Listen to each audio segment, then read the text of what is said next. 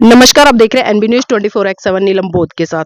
साथियों, लगातार 14 अप्रैल से लेकर अब तक बाबा साहब की जयंती बड़ी धूमधाम के साथ में पूरे भारत देश में मनाई जा रही है। चाहे मैं समतल की बात करूं, पहाड़ों की बात करूं या हसीन वादियों की बात करूं, आप जहां-जहां जाएंगे वहां पर आपको जय भीम के समर्थक और तथागत बुद्ध के अनुयायी मिल ही जाएंगे। और साथियों, अभी मैं वर्तमान में हूँ हिमाचल प्रदेश की खूबसूरत वादियों में। सैली गाँव है और मैं बता दूं आपको, ये गाँव जब आप शिमला आते हैं तो शिमला से लगभग 135 किलोमीटर आकर रामपुरा पड़ता है और उसी में बहुत सारे गांव हैं। उसी में से गांव है सैली और वहीं पर हमारा आना हुआ है। हमारे बीच में आदरणीय अशोक जी है, इन्हीं के माध्यम से हम यहाँ पर पहुंचे हैं। तो आज मैं यहाँ पर इनसे चर्चा करूंगी कि जो हिमाचल प्रदेश और खासकर जो सैली गांव है उसमें जो मिशन मूवमेंट है उसकी क्या स्थिति है, धार्मिक, सामाजिक और राजनीतिक। सर, आपका स्वागत है एनबी न्यूज में। धन्यवाद जी। अशोक जी, जानना चाहूंगी, जो हिमाचल प्रदेश है यहाँ पर जो बहुजन समाज के लोग हैं उनकी सामाजिक स्थिति कैसी है? यहाँ तो बहुत खराब है, बस सामाजिक स्थिति तो किस तरह से खराब है? छूत यहाँ पे अभी भी है। अच्छा, छुआछूत है यहाँ पर? किस तरह से छुआछूत करते हैं? मंदिर में नहीं जाने देते हमारे लोगों को। हैं, मंदिर में भी जैसे देवी देवता के मंदिर बने हैं वहाँ जाने देते हमारे लोगों को, वो प्रॉब्लम है यहाँ पे। तो मंदिरों में जाने की जरूरत क्या है बहुजन समाज के लोग? क्योंकि हम अपने आप को जब बाबा साहब का अनुयायी कहते हैं, आप भी कहते हैं कि भैया बाबा साहब के समर्थक है और बाबा साहब ने साफ साफ हमें बुद्ध का रास्ता दिया है, तो फिर बहुजन समाज के लोगों को ऐसी क्या जरूरत आन पड़ी कि वो मंदिरों की तरफ जा रहे हैं? लोग बाबा साहब के बारे में जानते नहीं यहाँ पे। जी। हाँ, तो यहाँ पर कार्यक्रम होते हैं बाबा साहब के? यहाँ पे कोई भी कार्यक्रम नहीं होता है। 14 अप्रैल बाबा साहब का जन्मदिन मनाया जाता है? नहीं, कोई नहीं मनाया जाता है। यहाँ पर जो सामाजिक लोग हैं या राजनीतिक लोग हैं या फिर धर्म के रखवाले लोग हैं, वो लोग आते हैं? नहीं, कोई नहीं आता है यहाँ पे तो। अच्छा, कोई भी नहीं आता है। कोई नहीं आता है। तो इस गांव में अपने कितने लोग हैं? इस गांव में तो काफी लोग हैं, हमारे लोग तो। काफी लोग हैं। तो बाबा साहब को जानते हैं वो लोग? बाबा साहब के बारे में कोई नहीं जानता है। कोई भी नहीं जानता। सिर्फ मैं ही जानता हूँ, सिर्फ बाबा साहब ने हमारे लिए क्या किया है। अच्छा, आपको कैसे पता चला बाबा साहब के बारे में? हमारे को पता क्या हुआ था, गांव वाले ने दूर किया था। हम तब बाबा साहब के बारे में पढ़ना स्टार्ट किया था, तो उस बारे में तब जाना। तो मतलब पुस्तकों से पढ़ा है आपने? अपने महापुरुषों के बारे में ना, हमारे लिए क्या किया बाबा साहब ने। तो फिर आपने पढ़ा बाबा साहब के बारे में कि भाई आप लोगों के लिए क्या किया है, तो उन्होंने एक बुद्धिज्म का मार्ग भी दिया था। और खासकर मैं हिमाचल प्रदेश में देख रही हूँ, यहाँ पर कहीं ना कहीं एक धर्म परिवर्तन है। खासकर जो ईसाई धर्म है उसकी बहुत ज्यादा लहर चली हुई है। स्कूल भी खोले गए हैं, लोग भी मतलब घर घर जा रहे हैं और लोगों को मतलब उधर कन्वर्ट कर रहे हैं अपनी तरफ। तो क्या लगता है ऐसे में जो बाबा साहब का सपना था कि पूरा भारत बोधमय हो, वो हो पाएगा? ये तो अब समय बताएगा ये कैसे है। नहीं, कोई काम नहीं होगा तो कैसे होगा? काम तो हो नहीं रहा है अभी यहाँ पे। आप इस दिशा में किस तरह से काम कर रहे हैं? अभी तो मैं भी नहीं कोई तो इसमें कुछ कर रहा हूँ। हाँ, करना चाहता हूँ। अच्छा, करना चाहते हैं। तब तो बुलाया था आपको। जी, तो देखिए, करना चाहते हैं और कहते हैं ना, जहाँ चाहा वहाँ रहा। और बहुत सारे महान पुरुषों ने कहा है कि अगर तमन्ना सच्ची हो तो रास्ते हजार मिल जाते हैं और तमन्ना झूठी हो तो बहाने भी हजार मिल जाते हैं। और आप देखिए, इतने दूर से चलकर यहाँ पर आना और आदरणीय अशोक जी ने हमें यहाँ पर इनवाइट किया, तो जिज्ञासा थी कहीं ना कहीं धर्म को समझने की, जानने की। क्योंकि आज जिस तरह से देश में जो घट रहा है, बहुत सारी चीजें ऐसी है जिनको लेकर आज चर्चा होनी चाहिए लेकिन चर्चा नहीं हो रही है। और इसी कड़ी में जो धम्पत संघ है वो लगातार इस पूरे भारत देश में जो सांस्कृतिक परिवर्तन है, बाबा साहब का जो सपना है कि पूरा भारत बोधमय हो, उसी दिशा में गांव-गांव, कस्बे-कस्बे और यहाँ तक कि आप देखिए जो धम्पत संघ है हजारों किलोमीटर लोगों के बीच में पहुंच रहा है और धम्म का प्रचार प्रसार कर रहा है। तो आदरणीय जी, जानना चाहूंगी, आप धम्पत संघ से किस तरह से परिचित हुए? आप लोगों ने जो यहाँ पर हमें आमंत्रित किया। तो आपको देखा है, तो आपसे चला है। अच्छा, यूट्यूब पे देखा है। तो कुछ नया सीखने को मिला, कुछ परिवर्तन आया या सिर्फ खाली सुना, देखा और छोड़ दिया? नहीं, मैं तो चलो है, मैं तो अंधविश्वास से दूर रहा। यहाँ पर क्यों बुलाया था धम्पत संघ? सीखने के लिए और कहीं बुलाया। अच्छा, सीखने के लिए बुलाया था। जो घर का माहौल है, अभी किन परंपराओं को फॉलो कर रहे हैं घर के लोग? ऐसे अंधविश्वास से हम दूर है, मंदिर में जाते नहीं हम लोग। जी। हाँ। तो अंधविश्वास से दूर है, और भी लोग हैं यहाँ पर, उनसे भी जुड़ने का प्रयास करूंगी। कुछ यूथ भी हैं और परिवार का हिस्सा है और समझेंगे कि यूथ आज किस तरह से समझ रहा है। भाई जी, नाम क्या है? अभिषेक। अभिषेक जी, क्या करते हो? कुछ नहीं, काम कर रहा हूँ। काम कर रहे हो? स्टडी वगैरह?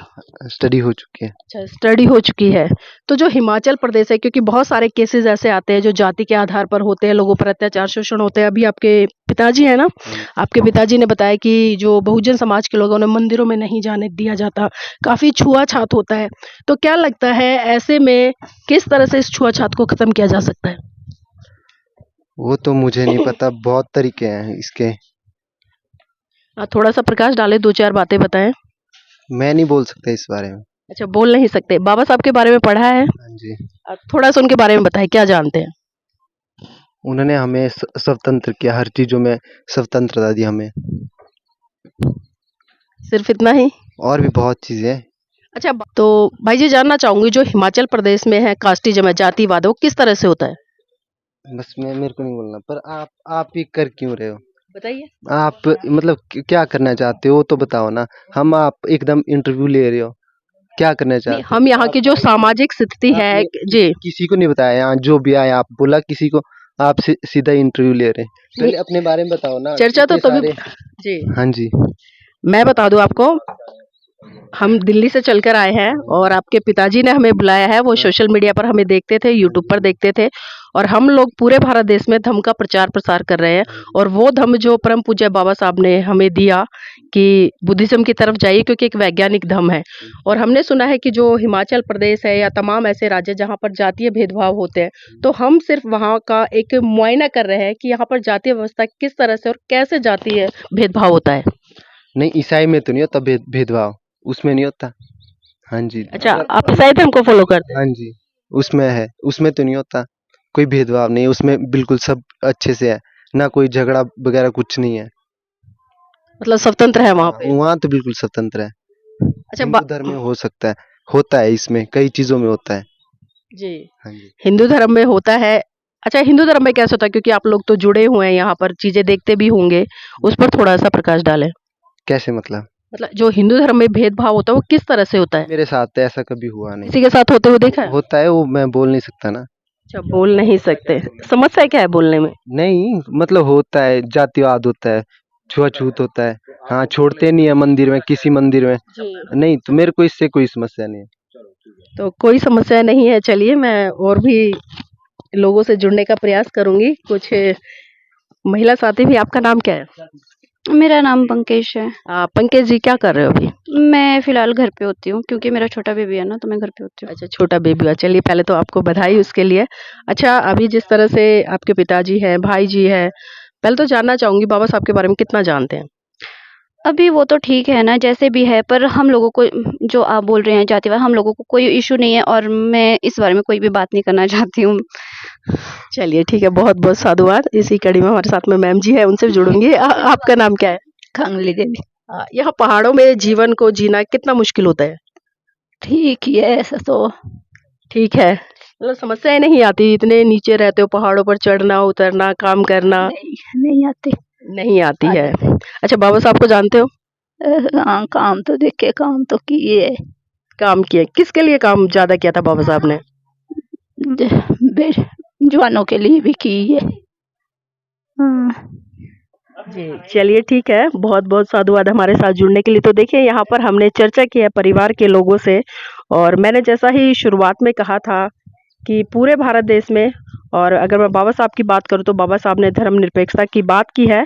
इसमें कोई दो राय नहीं कि हर व्यक्ति को अपनी पूरी आज़ादी है अपने धर्म को फ़ॉलो करने की, लेकिन कहीं न कहीं जो लोग बाबा साहब को कहते हैं कि हम बाबा साहब के अनुयायी हैं, बाबा साहब को मानते हैं और ख़ासकर इस देश की समस्त महिलाओं के लिए और एक बहुत बड़े तबके के लिए और पूरे भारत देश के लिए बाबा साहब ने काम किया है। लेकिन कहीं न कहीं जब बुद्धिज़्म है उसकी बात आती है तो कहीं न कहीं उससे लोग नकारते नज़र आते हैं और अभी जिस तरह से हमने तमाम लोगों से बात की और यहाँ पर जो जातीय व्यवस्था है बहुत ज़्यादा है, लेकिन खुलकर कोई भी चर्चा नहीं करना चाहता है उस पर।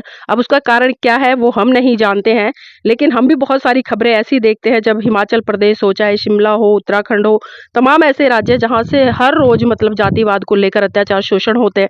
लेकिन आज भी कहीं न कहीं लोग इस चीज़ को नहीं बता पा रहे हैं खुलकर और कहीं न कहीं एक दबाव है और उसका कारण ये भी है क्योंकि जो मिशन मूवमेंट के लोग हैं वो यहाँ तक नहीं पहुँच पाते, कैडर नहीं पहुँच पाता, बाबा साहब की बातें नहीं पहुँच पाती हैं और जो एक कम्युनिटी है वो डेवलप डेवलप नहीं हो पा रही, इसी का कारण है क्योंकि संगठित नहीं है, और संगठित नहीं है तो ताकत नहीं है, ताकत नहीं है तो अकेला व्यक्ति क्या करेगा। और डर है इसी चीज का, क्योंकि अकेला व्यक्ति कहीं ना कहीं आवाज उठाने के लिए 100 बार सोचता है, और जब संगठित होगा तो मिलकर लोग बड़ी बुलंद आवाज के साथ में अपने हक अधिकारों के लिए लड़ सकते हैं। तो आज जरूरत है बाबा साहब को मानने वाले लोगों को कि वो अपनी कम्युनिटी को डेवलप करे, और जो उनके विचार है वो जन जन तक पहुंचे। और इसी कड़ी में जो धम्पत संघ है वो यहाँ पर आया है, और इसी कड़ी में जो धम्पत संघ है वो लगातार एक कम्युनिटी डेवलप करने का प्रयास कर रहा है, और वो भी सशक्त, ताकि लोगों में एक विश्वास हो और अपनी बात को स्वतंत्र रूप से रख सके, और जो हमारे महान पुरुषों की विचारधारा है वो जन जन तक पहुंच सके। तो साथियों, मैं चाहूंगी आप इस वीडियो को लाइक करें, शेयर करें और कमेंट करके बताएं कि ये वीडियो आपको कैसा लगा।